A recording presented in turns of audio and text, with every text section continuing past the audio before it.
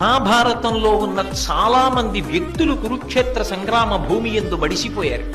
కానీ ఆ వ్యక్తులు వెళ్ళిపోయినా శారీరకంగా ఆ వ్యక్తిత్వాలు మాత్రం ఇప్పటికీ సమాజంలో కొంతమంది వ్యక్తుల మనసులలోకి ప్రవేశించి శాశ్వతంగా అలాగే ఉన్నాయి, ఎప్పటికీ ఉంటాయి. శకుని ఎప్పటికీ బ్రతికే ఉంటాడు.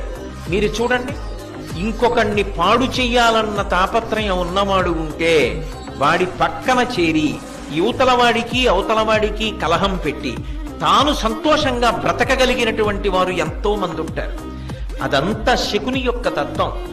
శకుని దూరంగా ఉండాలి అంటే ఒక్కటి చేత కావాలి.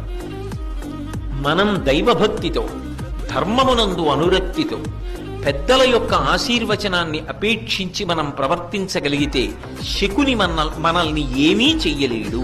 శకుని నీ దగ్గరికి రాకుండా ఉండాలంటే ఒక్కటే, నువ్వు ధర్మాన్ని పట్టుకున్నవాడివైతే శకుని అసలు నీ పక్కన కూర్చోడు.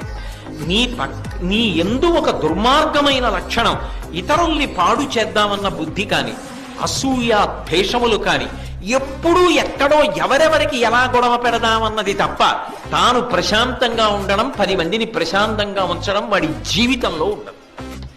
అలాంటి వాళ్ళు ఎక్కడుంటారో అక్కడే పక్కన శకుని కూడా ఉంటాడు. తస్మాత్ జాగ్రత్త.